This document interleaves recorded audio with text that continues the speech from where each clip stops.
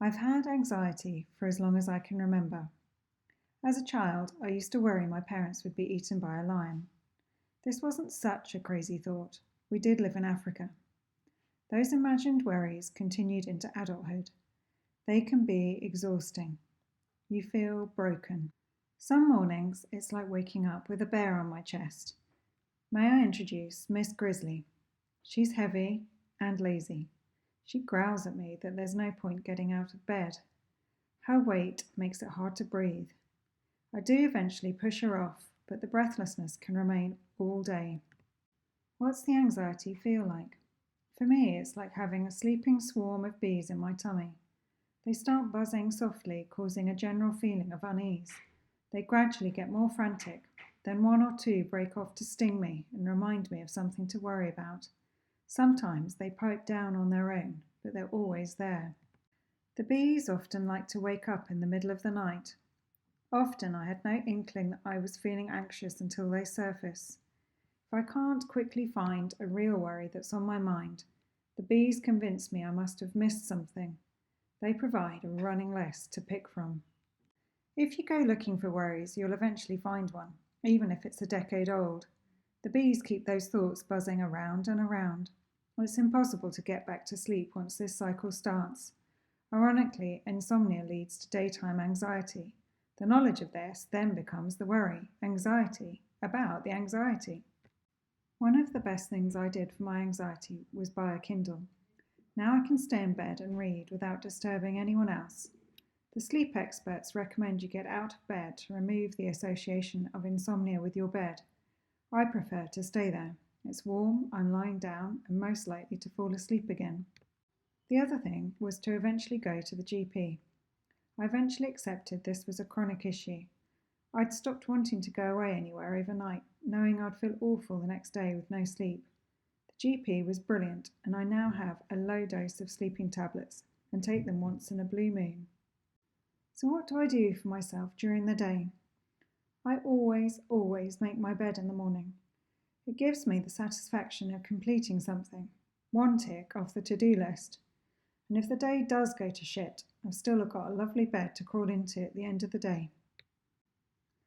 I also practice yoga daily before the family get up. It's easy for me to fit in a 20 to 30 minute YouTube routine. I love Yoga with Adrienne. Concentrating on combining movement with the breath automatically empties the mind of worries. It also adds another positive tick to the to-do list.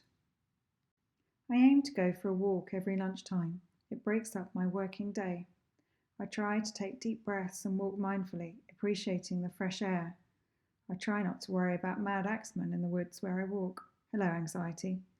I take photos of nature, a budding leaf or blossom, the sunlight coming through the trees. The motivation to go on a walk is also fueled by wanting to capture a photo or two for posting on Instagram. I've now built up a great collection of mainly nature and travel photos. It's lovely to look back on all those memories and see how the seasons change. I love the positive interactions I exchange with other Instagrammers too. Social media gets a bad rap for exacerbating mental health issues, but I think it can be a force for good. Some people in this room tonight I'd only previously met online. Other people I know in real life, but we add to our relationships online. I love the random conversations I have on Twitter. I've already mentioned Instagram, and I get huge support for my business on Facebook and LinkedIn. I work for myself, from home. For some people this might be isolating, but I love it. No one knows if I stay in my yoga clothes all day. I tried the workplace situation again and didn't enjoy having to be somewhere every morning or asking HR for holiday. I prefer being in control of who I work with, when I work, and how I work. If I do feel isolated and know I'm allowing anxiety to take over, I reach out to various groups of friends. We meet for coffee or lunch or spa days. I have amazing, kind, intelligent friends whose opinion I value. So when I feel down, I remind myself these wonderful people pick me to be their friend. I'm also incredibly lucky and proud to have been with my husband for 20 years this year, married for 15. We have 2 fantastic children. Our parents are alive and kicking, and all the in-laws get along. I remind myself to be grateful for this. I like having things to look forward to. primarily holidays, weekend breaks, and spa days. My husband slightly despairs because I often start researching the next holiday while on the current one. But for me, to have something nice in the diary to look forward to is a great anxiety dispeller. I can think about that and not my worries. These mini breaks can extend into small excursions out of the daily grind. One of my favourite things to do is have a bubble bath with Psychology's magazine and a cold beer. It's an hour of peace and quiet at any time of the day. A recent addition to my routine is the Headspace app. I've read meditation books and been on day courses in the past. I just couldn't get my mind to shut up. I thought the ultimate meditation was a quiet mind and Zen. Now I realise it's easier following a guided meditation and that thoughts will still be present. You just simply accept them. And acceptance is the key word I've found to help me cope with my anxiety. Miss Grizzly and the bees are always there like annoying siblings. I now accept their presence and embrace it.